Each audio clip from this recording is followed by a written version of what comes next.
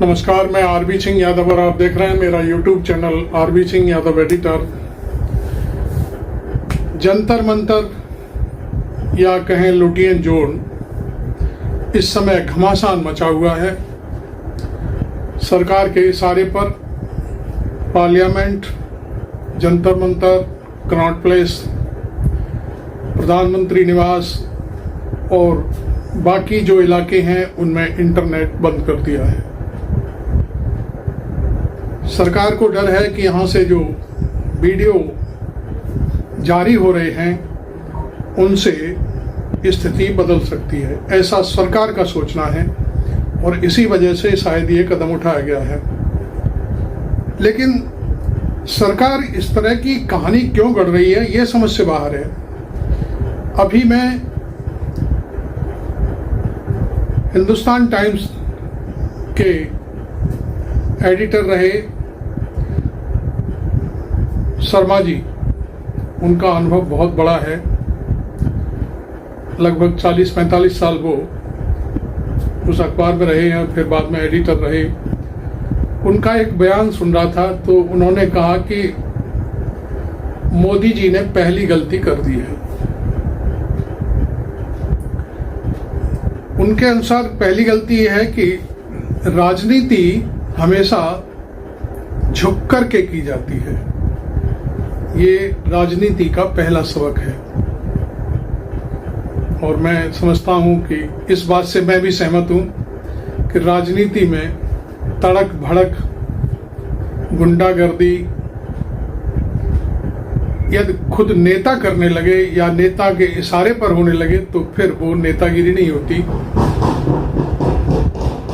वो बहुत बड़ा एक दुविधा भरी बात होती है कि राजनीति का जो सितारा है वो डूबने की तरफ है। ये बिल्कुल फिट बैठता है नरेंद्र मोदी के ऊपर। नरेंद्र मोदी मालूम नहीं अपने सर्किल में किन के कहने पर ये सारे काम कर रहे हैं। धर्मेंद्र प्रधान कोई बीजेपी नहीं है या कोई खास व्यक्ति नहीं है जिनको हटा देने से पूरी बीजेपी खत्म हो जाएगी, तितर बितर हो जाएगी, ऐसा कुछ नहीं है। नरेंद्र मोदी को हम आज से नहीं, जब से वो लालकृष्ण आडवाणी के रथ पर सारथी होकर के चले थे तब से जानते हैं, उससे पहले तो हम नहीं जानते थे। नरेंद्र मोदी ने पिछले कुछ साल पहले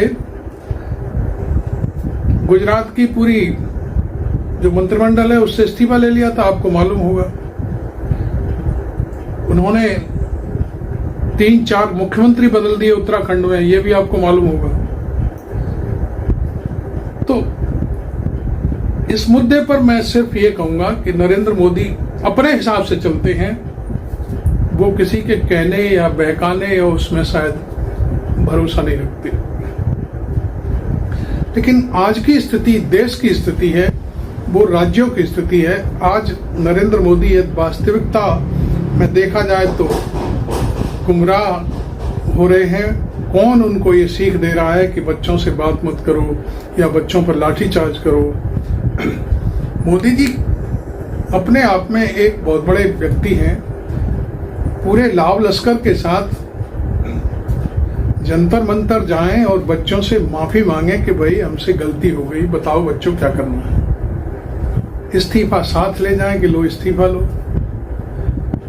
ये जो बबूला बनकर के आंदोलन खड़ा हुआ है देश में, ये 2 मिनट में फुस हो जाएगा, विपक्ष की राजनीति ध्वस्त हो जाएगी। लेकिन पता नहीं क्या जिद है या कोई पीछे से पुश कर रहा है या किसी की कोई मजबूरी है।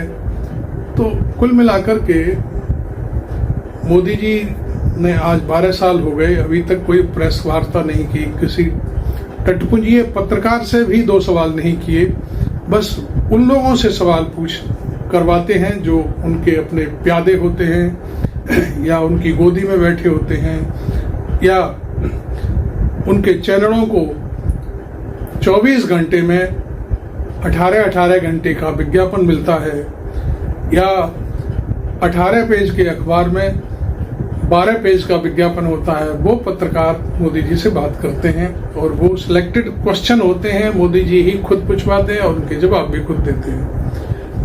आपको ये बात मेरी बड़ी तीखी महसूस हो रही होगी कि मैं अखबारों पर, टीवी चैनलों पर सवाल क्यों उठा रहा हूं। बिल्कुल सच है।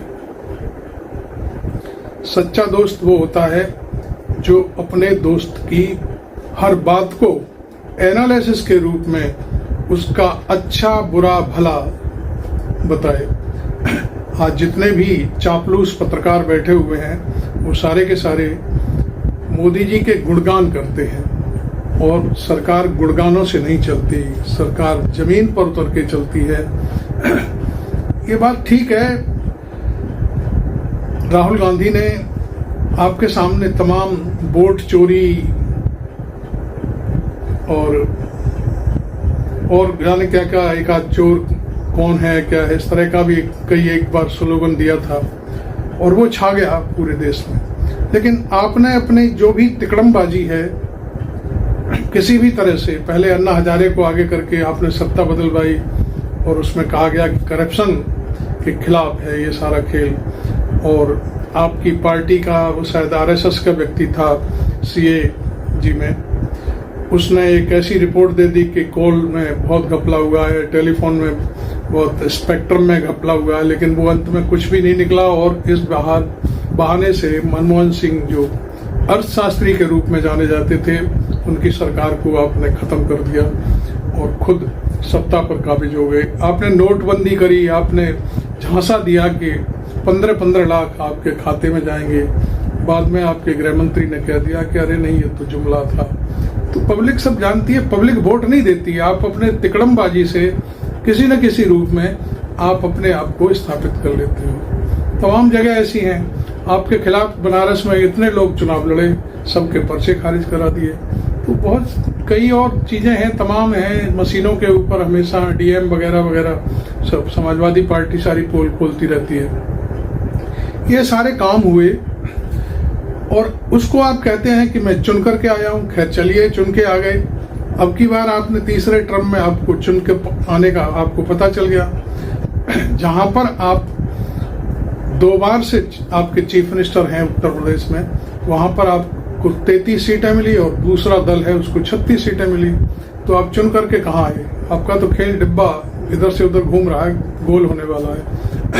खैर, मैं इधर उधर की बातें न करके आज मैं केंद्रित करूंगा आपके जो जंतर मंतर है उसके ऊपर। आप छात्रों की बात क्यों नहीं सुन रहे? आप ये कभी क्यों नहीं कहते कि भाई 20 छात्र मरे हैं, उनको जो PM केयर फंड है उससे मैं 1-1 करोड़ रुपया 20 छात्रों के परिवार वालों को देता हूँ। ये क्या राजनीति का हिस्सा नहीं है? आप दुनिया को बांटते हो, आप विदेशों में जाते हो, तमगा लेने के लिए शायद इस तरह की व्यवस्था की जाती है, उस देश को आप जाने क्या क्या दे आते हो। तो ये बात तो अपने बच्चों की है, अपने देश के बच्चों की है। दूसरा, एक चीज वो हो गई।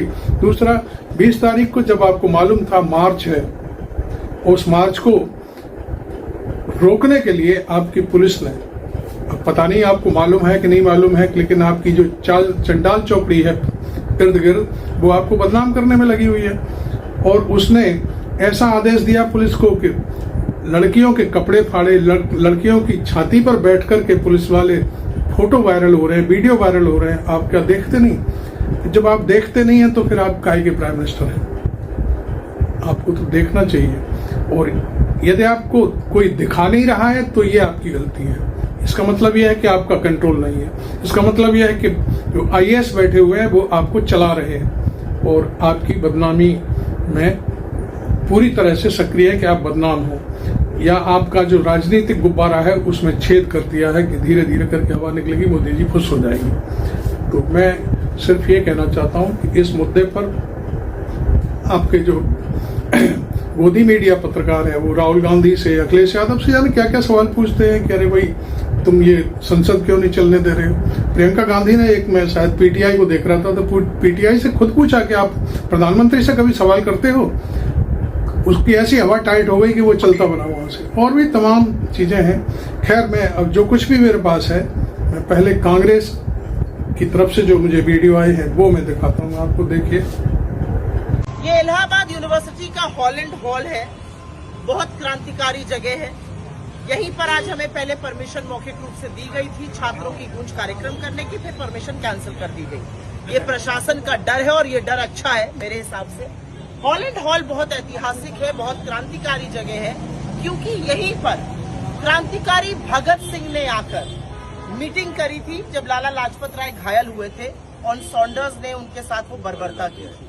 रूम नंबर 8 में वो रुके थे और मेरे साथ यहाँ पर तमाम साथी हैं जो हॉलैंड हॉल में रहते हैं और उनसे मैं जरूर पूछना चाहूंगी कि जो छात्रों की गूंज कार्यक्रम हो रहा है, जो मुहिम राहुल गांधी जी ने उठाई है, जिस तरह की बात वो करना चाहते हैं, जिस तरह से पेपर लीक हो रहा है, उस पर आप लोगों का क्या कहना है? क्या सोच है हॉस्टल में, क्या कह रहे हैं? देखिए, इस समय सबसे बड़ा मुद्दा जो छात्रों के सामने जो सबसे बड़ी चुनौती है वो पेपर लीक, और इस चुनौती में सिर्फ और सिर्फ राहुल गांधी जी को इलाहाबाद विश्वविद्यालय के सभी 35,000 छात्र छात्राएं और सारे हॉस्टल के जो एडमिशन सिर्फ आखिरी उम्मीद के रूप में देख रहे हैं, क्योंकि वो ये देख रहे हैं कि कौन हमारे लिए सड़क पे लड़ रहा है, कौन पेपर लीक को लेके आगे बढ़ा, कौन छात्रों की गूंज का मकसद क्या है। हमारे हॉस्टल में जहाँ पे आप खड़े हैं, हॉलैंड हॉल हॉस्टल में, यहाँ पे एक कमरे में पैम्पलेट रखे हुए छात्रों के कार्यक्रम की और रोज की एक्टिविटीज में लोग सामने आ रहे हैं। मैं यहाँ पर आपसे पूछती हूँ, आप में से कुछ छात्र भी यहाँ पर हैं और आप भी हॉलैंड हॉल के लोग हैं। जिस तरह से पेपर लीक हुआ और उसके बाद जिस तरह से सरकार ने जो छात्र अपना हक मांग रहे थे उनका दमन किया, आप सबने टीवी पर देखा, तमाम सोशल मीडिया पर ज्यादा चला, कैसे छात्रों को दौड़ा कर पीटा गया। वो मन में क्या ख्याल लाता है, क्या सवाल लाता है? धर्मेंद्र प्रधान का इस्तीफा नहीं हुआ, लेकिन आप जैसे छात्र जो हक की लड़ाई लड़ना चाहते थे उनको पीटा जरूर गया। देखिए, यहाँ हॉलैंड हॉल छात्रावास में जितने भी छात्र हैं, जब हम लोगों ने देखा कि दिल्ली में हमारे भाइयों को जो पेपर लीक के खिलाफ लड़ाई लड़ रहे हैं, उन पर जब लाठीचार्ज हो रहा था, तो हमारे नौजवान छात्र प्रयास किए दिल्ली जाने के लिए। यहाँ पे तमाम छात्रों को अरेस्ट किया जा रहा था और स्टेशन पे पकड़ के गिरफ्तार कर लिया जा रहा था छात्रों को, और दिल्ली अपने पेपर लीक के लड़ाई के लिए हम लोग को जाने से रोका गया है। यहाँ आपको क्या लगता है धर्मेंद्र प्रधान का इस्तीफा क्यों नहीं हो रहा है? मैम, इसलिए नहीं हो रहा कि ये सरकार शुरू से इस मोड में है कि हम अकाउंटेबिलिटी जीरो, शुरू से कि हम एक तरफा शासन चला रहे हैं, दो तरफा। इधर नीचे से जो बॉटम अप अप्रोच है उसका कोई मतलब नहीं, ऊपर से जो थोप देंगे वो हमें मान लेना होगा। ये वो साबित करना चाहते हैं इस पेपर लीक के मुद्दे में भी, जबकि वो जानते हैं कि पेपर लीक हुआ है और पेपर लीक लगातार हो रहा है। आप क्या पढ़ते हैं यहाँ पर? मैं यहाँ पर पॉलिटिकल साइंस का स्टूडेंट। और कहाँ से हैं आप? मैं यही प्रयागराज से रहने वाला हूँ। मेरा ये मानना है कि जब पेपर लीक होता है, और राहुल जी ये बात बार बार कहते हैं, जब पेपर लीक होता है तो सिर्फ एक छात्र का हौसला नहीं टूटता है, पूरा परिवार टूट जाता है। क्योंकि किस मुश्किल से माँ बाप आज की तारीख में पढ़ा रहे हैं, एजुकेशन महंगी है, यहाँ पे रख के। आपके घर पर पेपर लीक पे चर्चा होती है? जी मैम, जब से इस बार से जब राहुल गांधी जी ने पेपर लीक के खिलाफ लगातार आंदोलन की और छात्रों को जो कार्यक्रम लाए, ये घर घर कनेक्ट हो रहा है। और क्योंकि घर के लोग परेशान है कि जो छात्र है, जो लड़के हैं, हम लोग पढ़ रहे हैं, लगातार नौकरी नहीं मिल रही है, पेपर लीक हो जा रहे हैं, कुछ घर वाले परेशान है क्योंकि हम लोग मिडिल क्लास से आते हैं, तो एक मनी भी एक सीमित है और पढ़ाई लिखाई में बाधा भी होती है। देश की सबसे बड़ी पंचायत जो देश का सदन है, वहाँ पर मांग है विपक्ष की कि व्यापक चर्चा हो, सरकार आकर बयान दे, सरकार इस पर बहस करे और धर्मेंद्र प्रधान का इस्तीफा हो। आपको लगता है कि ये जायज मांगे हैं? बिल्कुल जायज मांगे। और आपको क्या लगता है नरेंद्र मोदी जिम्मेदारी से दोबारा से भाग रहे हैं, जैसे किसानों के टाइम पर भागे थे, जैसे स्टूडेंट के टाइम पर भागे थे? क्या लगता है आपको? देश का पीएम कायर है। एक तरीके से ये सरकार को बीजेपी एक इरेस्पॉन्सिबल गवर्नमेंट है, अगर कुछ भी हो तो वो अपना रेस्पॉन्सिबिलिटी नहीं लेना चाहती।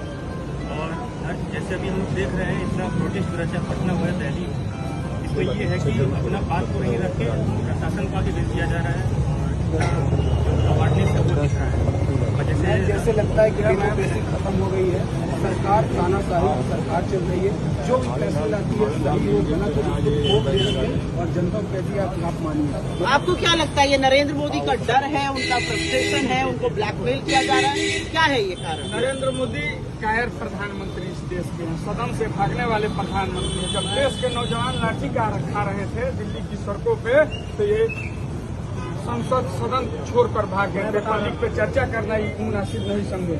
लगातार छात्र आंदोलन कर रहे हैं, दिल्ली के सड़कों पे नौजवान छात्र आंदोलन कर रहे हैं, लाठी चल रहा है, ये सरकार बात करने दो। इतनी मोटी जान पे मैं कह रहा हूँ नरेंद्र मोदी तानाशाह पर हर तानाशाह कायर होता है। आप यहाँ पर किस चीज की कोचिंग करने आए हैं? मेडिकल की। आपने इस बार का एग्जाम दिया? कैसा गया आपका एग्जाम? सही गया, मतलब फर्स्ट टाइम ज्यादा अच्छा गया था, इस टाइम तो अगली बार फिर देंगे आप? तो जब पेपर लीक हुआ इस बार, क्या नाम है आपका और कहाँ से आए आप पढ़ने? प्रयागराज से। जब पेपर लीक हुआ तो आपको क्या लगा? लोगों का हौसला टूटा, 22 आपके जैसे बच्चों ने हताश होकर अपनी जान ले ली, उनके ऊपर प्रेशर था। आपको क्या लगता है पेपर लीक से क्या प्रेशर पड़ता है? जब हम लोगों ने पहली बार दिया तभी एक बार में ये हो जाता है, जितना प्रेशर रहता है वहाँ पे बैठने पे 1 ईयर में एक ही बार होती है, बार बार होता नहीं। एडवांस को 1-2 बार, मतलब कि मेन्स 2 बार होता है, ये एक ही बार होता है। तो जब हम लोग वहाँ पे हॉल पे बैठते तो उसी टाइम बहुत ही प्रेशर पड़ जाता है कि एक ही बार एग्जाम। फिर जब हम लोग वहाँ पे गए एग्जाम दिए, उसके बाद निकले तो तब तक सही था। फिर जब हम लोगों ने चेक किया कि हाँ सही आया, फिर 8-10 दिन बाद जब इसके बाद ये पता चला कि फिर से वो एग्जाम हुआ, तो मतलब एक तरह से फैमिली प्रेशर भी पड़ता है, रिलेटिव प्रेशर भी पड़ता है, सोशल प्रेशर भी पड़ता है, और खुद को भी एंजाइटी होता है। ये हिंदुस्तान का भविष्य है और ये हिंदुस्तान के वर्तमान है, और ये सब एक स्वर में एक ही बात कह रहे हैं, पेपर लीक बंद हो, ध्वस्त शिक्षा व्यवस्था के बारे में सोचा जाए और नरेंद्र मोदी अपनी जिम्मेदारी से मत भागिए, धर्मेंद्र प्रधान का इस्तीफा हो और सरकार की जवाबदेही तय हो। हॉलैंड हॉल जो एक क्रांतिकारी हॉल है इलाहाबाद यूनिवर्सिटी का, जहां पर भगत सिंह ने आकर रूम नंबर 8 में वक्त गुजारा, यहाँ के क्रांतिकारी साथियों के साथ आपसे सबसे बात करके अच्छा लगा, क्योंकि एक उम्मीद है कि देश का युवा तो बोल रहा है, देश का युवा वो व्हाट्सएप अंकल नहीं बनना चाहता जो व्हाट्सएप पर फर्रे पढ़कर भ्रमित हो रहा है। आप लोग बोल रहे हैं, इसी बेबाकी से बोलिए, इसी बेबाकी से सोचिए, और आपको ऑल द वेरी बेस्ट। मैं पूरी आशा करती हूँ कि अगले साल नीट का पेपर हो, ढंग से हो और आप एक बहुत बढ़िया डॉक्टर बने। All the very best. जय Hind.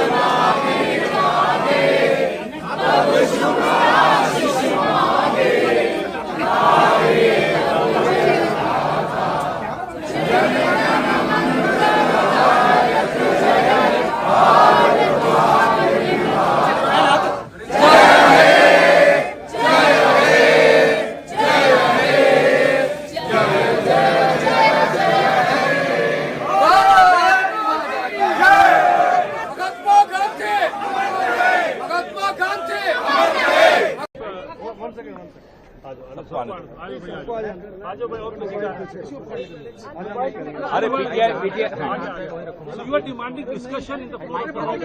But what rules you want discussion to be held in the House in the Lok Sabha? Today morning we had a discussion with the opposition parties. There we decided very clearly, day before yesterday and today, last 3 days we are continuously giving adjournment motion on this NEET CBSE exam leakage issue, demanding the resignation of the Dharmendra Pradhan, Education Minister, and have a proper action plan for stopping this leakage issue. Therefore, if the government is ready to accept that adjournment motion, yesterday they are to, Dharmendra Pradhan is, our Jitendra Singh is telling, they are ready for a discussion. Discussion on which rule? This is the important. We already moved adjournment motion. हम move कर दिया adjournment motion पूरे house में. उसके बारे में discussion होना चाहिए. So you are not ready with calling attention? Calling attention, what is the point? What is the point, brother? This issue is become a national issue. Every nook and corner, every villages, people are talking, families are talking about this issue. Why this government is insensitive on this? Which is what's stopping them for a structured debate? Therefore, it should be, adjournment motion. Stop entire business and to come into the adjournment motion directly. I convey to the speaker also about our wish. This is the wish of opposition. If that is going to be happen, it is well and good. Then we can understand government at least a little bit sensitivity arrived in their mind now. But if you are not agreeing adjournment motion, and we cannot agree with that. We will continue our agitation with our three major demands: removal of education minister, and this adjournment motion discussion, then withdrawal of the cases against the students, and to have a detailed inquiry against the police officers. Sir Rahul Gandhi के साथ जो कुछ हुआ, उनको cut आ गया, उनके chest पे उनको चोट लगी। हमारा नेता यू नो डरने वाला नहीं है. You leave it. Rahul Gandhi know how to fight for himself. We are worried about the students. We are worried about the family. We are worried about the education system. Rahul Gandhi is very keen on that. He is not telling about injured. That is the, I yesterday told. This is clearly an indication of the face of the Modi. Modi want to finish Rahul Gandhi. Let them try. Physically. Let the Delhi police, you only send the Delhi police there. Is the way to treat a leader of opposition. The entire country is witnessing. Blood is coming from his face. A leader of opposition fighting for the students of this country, getting this type of treatment from the Delhi police. We understand that. Sir, we also saw the visuals that you were thrashed, you were manhandled, and you were pushed, and you were beaten up by the Delhi police. We saw the visuals. And we people are expecting this type of brutal attitude from Delhi police or any other agencies of Narendra Modi. Because of these agencies are trained like that only, to fix the opposition, to suppress the voice of opposition. These entire agencies, including police, CBI, ED, everybody designed by during the period of Modi, designed for only this. But we are not expecting great attitude from themselves. We are capable enough to deal with that. But one point which worrying us, the way in which they treated the students of this country, that is the worrying point. For that, we are completely in solidarity with the students. We will fight for them. Sir adjournment last question sir adjournment motion पे चर्चा सरकार क्यों नहीं चाहती है sir adjournment motion पे discussion क्यों नहीं they don't want a concrete fruitful discussion. If they accept the adjournment motion, that motion will become important, certainly more important. That motion is entirely different than 193. 193, what you are telling, like a calling attention notice. Not only calling attention, minister has to reply, and that is there in calling attention. 193, they can take any, how many days they want, they can take it like that. That will become an unserious discussion. Unless and until it's on 267, the participant. That 267 in Rajya Sabha, here in Rule 60. Okay.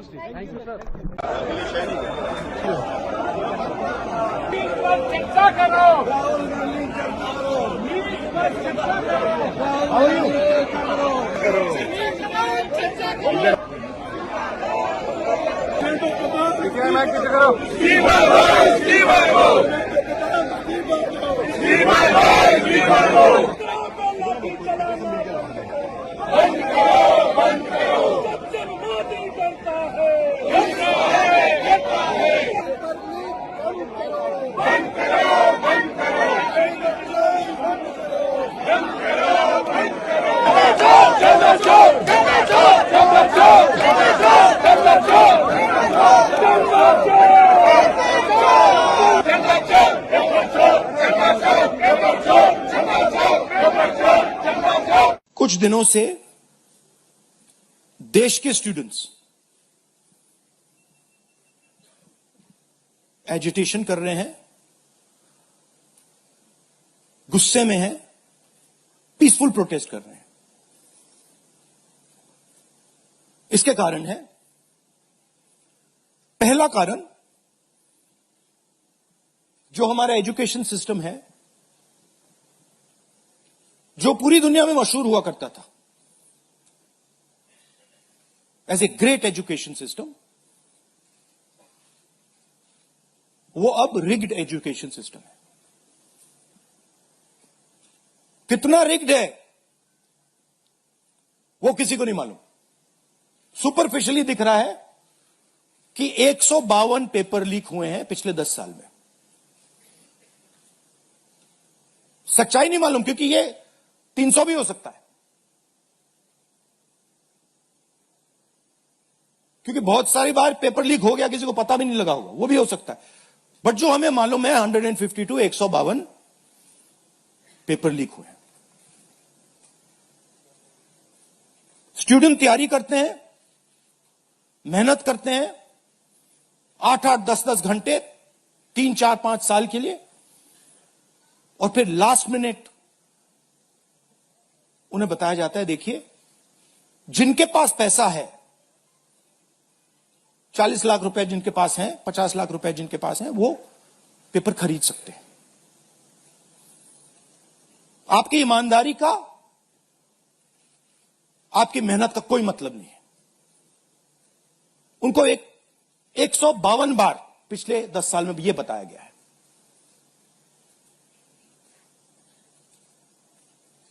$7.5 crore परिवारों को, students और परिवारों को paper leak ने damage किया है। और student ये सवाल पूछ रहे हैं, पेपर लीक होता है, 7.5 करोड़ युवाओं का नुकसान होता है, मगर पिछले 10 साल में एक भी कन्विक्शन नहीं हुआ, एक भी व्यक्ति का कन्विक्शन नहीं हुआ, 0। तो यह पहला कारण है।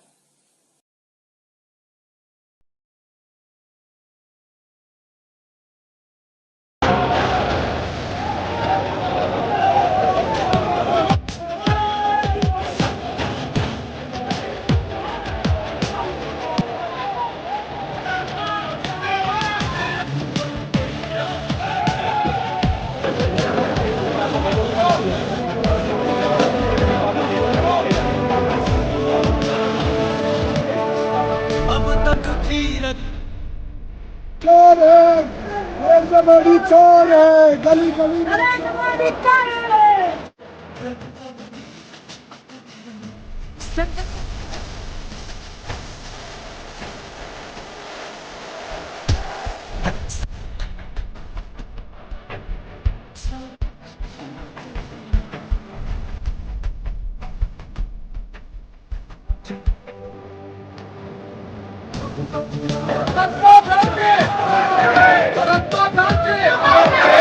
आपने देखा महात्मा गांधी की जहां पर हत्या हुई थी, वहां पर राहुल गांधी गए और वहां पर उनकी प्रार्थना की, उनके लिए राष्ट्रगान भी हुआ, जो हम आपको सुनवाएंगे। राष्ट्रगान हालांकि शायद कॉपीराइट बनता है, लेकिन फिर भी हम आपको सुनवाएंगे, क्योंकि वो राष्ट्रगान किसी की संपत्ति नहीं है, वो देश की संपत्ति है, और राष्ट्रगान सुनने में और सुनाने में कोई कॉपीराइट नहीं होता, चाहे कोई भी गा सकता है, उसमें क्या फर्क पड़ता। अब मैं अखिलेश यादव की पार्टी जो आपके खिलाफ पूरा तीर कमान लेकर के खड़ी हुई है, मैं समझता हूँ अब की बार आपको यूपी से भगा देंगे अखिलेश यादव। वो जो मुद्दे उठा रहे हैं, जो बातें कह रहे हैं, वो भी हम आपको दिखा देते हैं। देखिए,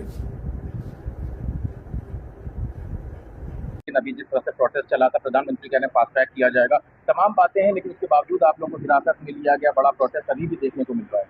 देखिए, बात एकदम साफ है, सरकार छात्रों की, युवाओं की मांग को स्वीकार करें।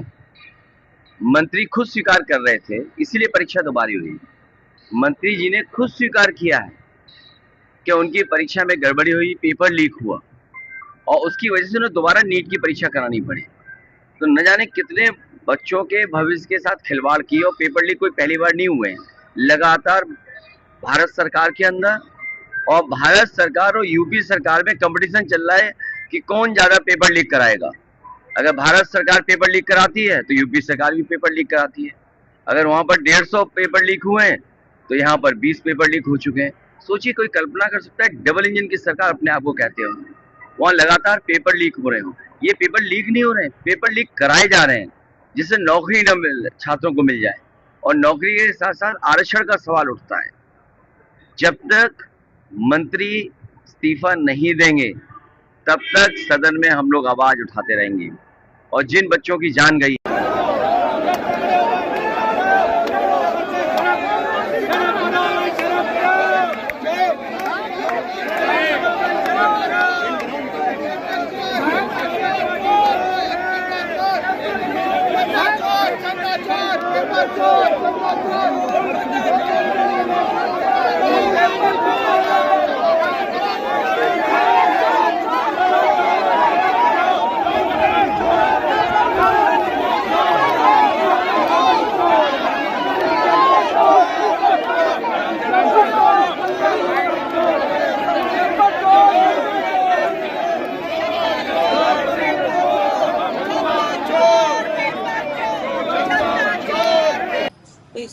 यही सवाल महत्वपूर्ण है कि आप आंदोलन में आए हुए बच्चों के साथ कपड़े फाड़ रहे हैं। ये पुलिस को कहाँ से ट्रेनिंग दी गई है? राहुल गांधी जी के कपड़े पकड़े गए, हम लोगों के कपड़े पकड़े गए, और बच्चों के साथ जिस तरह का हुआ है, जब हम लोगों के साथ कपड़े फाड़ सकते हैं तो सोच लिए बच्चों के किस तरह का व्यवहार किया होगा। और बहुत सारे बच्चों ने अपने माध्यम से बात को रखा है और कहा है कि देखिए उनके कपड़े फाड़े गए। ये पुलिस को किसने ट्रेनिंग दी? ये इसलिए होता है कि आंदोलन में लोग शामिल ना हो, आंदोलन कमजोर हो जाए। सुप्रीम कोर्ट भी एंटरटेन करने के लिए नहीं कह रहा है कि वीडियोज इतनी देखना मुश्किल होगा। देखिए, अब सुप्रीम कोर्ट पे कोई टिप्पणी नहीं कर सकते हैं, लेकिन जहां से बात शुरू हुई थी सुप्रीम कोर्ट पर, वहीं से कॉकरोच पार्टी बन गई, इसलिए अभी उस बात पे कुछ कह नहीं सकते हम लोग। आप हिटलर का इतिहास पढ़ेंगे जर्मनी का, तो हिटलर की सरकार में भी ये काम होता था कि हिटलर अपने पॉलिटिकल वर्कर्स को पुलिस की वर्दी पहना करके, लाठी लेकर के दूसरे पॉलिटिकल वर्कर्स की पिटाई करवाता था। कहीं ऐसा तो नहीं कि उसी तरह का कुछ काम इस सरकार में हो रहा हो?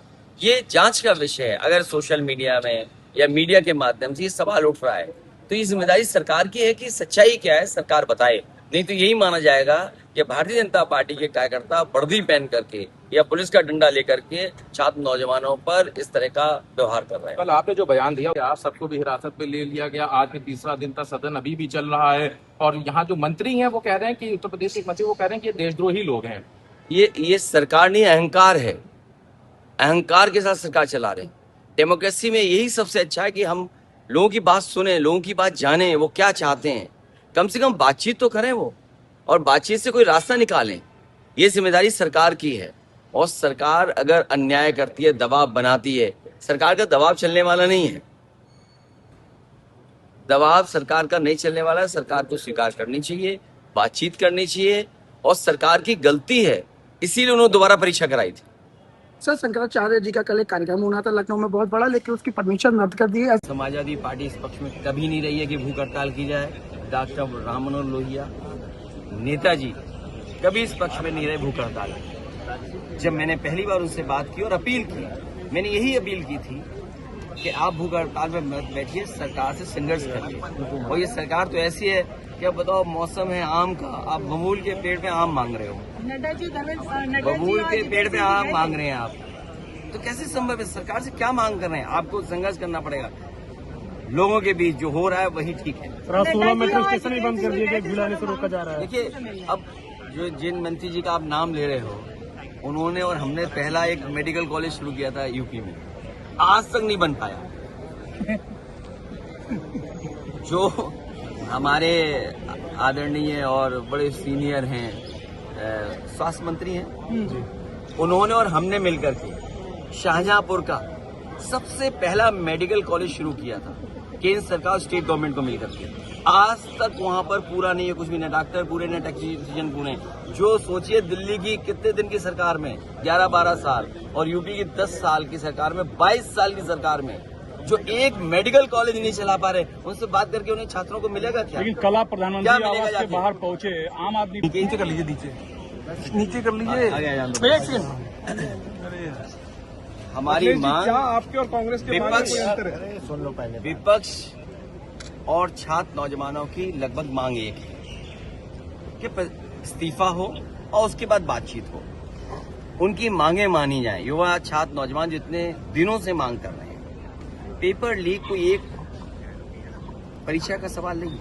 पेपर लीक 150 से ज्यादा हुए और यूपी में 20 से ज्यादा हुए, तो सोचिए कितना छात्र नौजवान और उनका परिवार उससे परेशान है, पीड़ित है, दुखी है।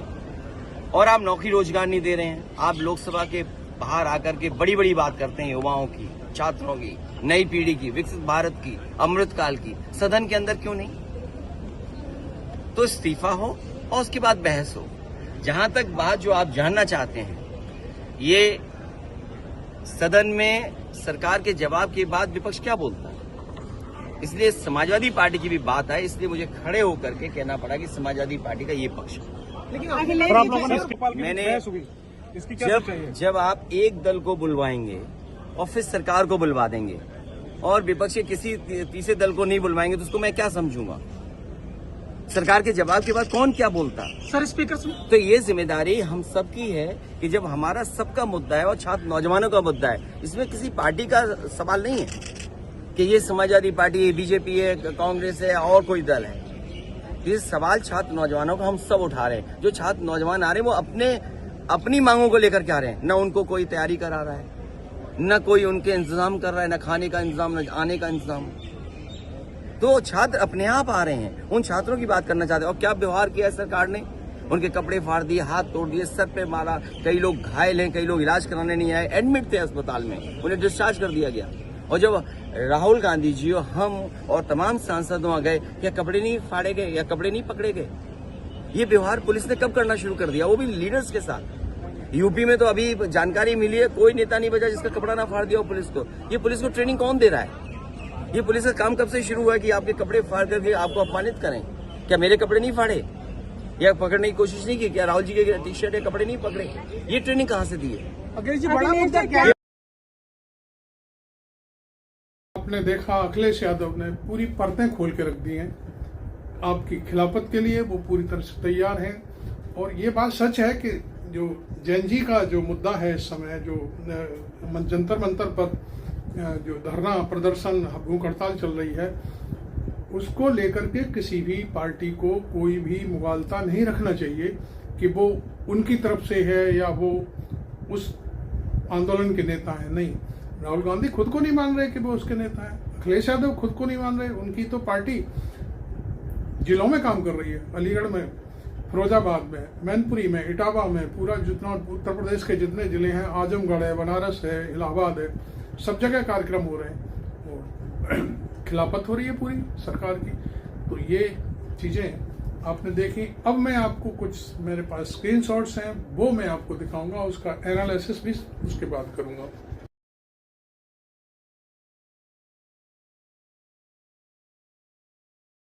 समझे कसम से घर पे इधर वापिस अगर किधर मिला नहीं नहीं नहीं नहीं तो फिर मेरे साथ बेकार आदमी नहीं, बिल्कुल नहीं, बिल्कुल नहीं। मैं डायरेक्ट 50-50 ग्राम पाउडर डाल देगा कि जेब में। अरे नहीं नहीं हाँ, नहीं, फिर गया क्या, जिंदगी गया। नो जामीन। वो तो सर वो तो और ही खराब। तुम लोग की वजह से हम लोग को तकलीफ है अभी। ठीक है सर, जाएंगे। मैं तो मालूम पड़ा कि फिर घूम के आ गए। नहीं नहीं नहीं, तुम लोग को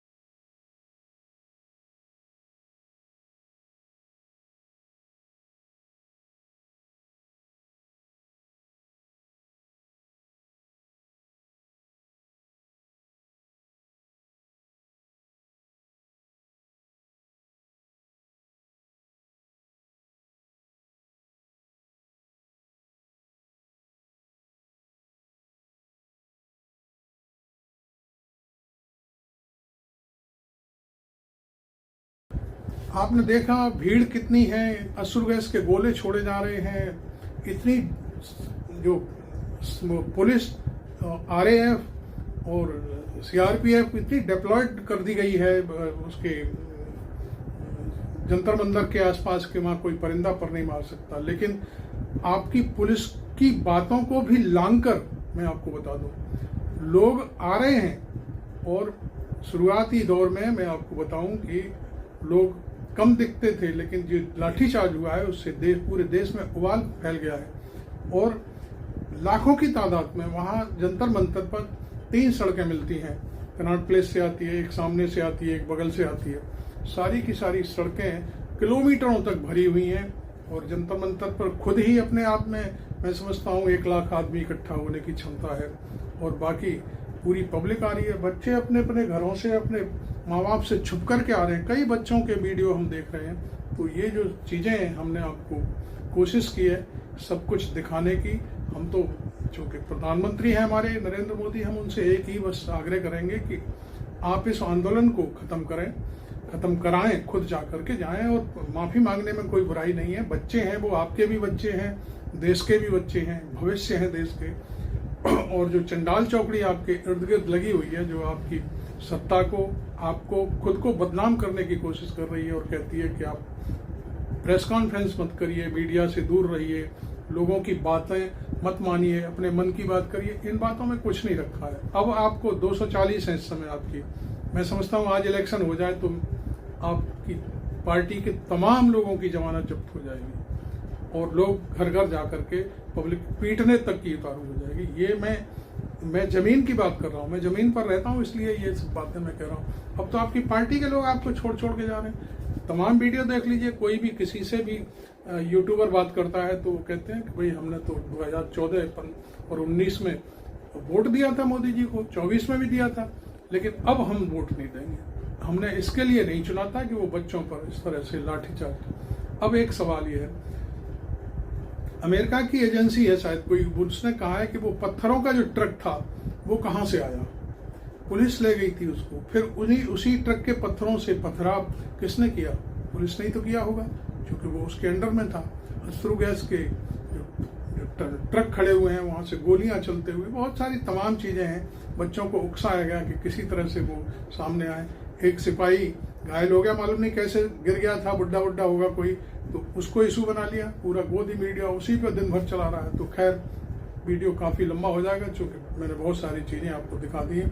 और आप मेरे चैनल को जरूर सब्सक्राइब करें, लाइक करें और चैनल पर आकर के मुझे हमारी पत्रकारिता के बारे में बताएं कि हम आप तक किस तरह से ये खबरें पहुंचाते हैं, आपको अच्छी लगती हैं कि नहीं लगती हैं। Thank you very much. मैं और भी यादव।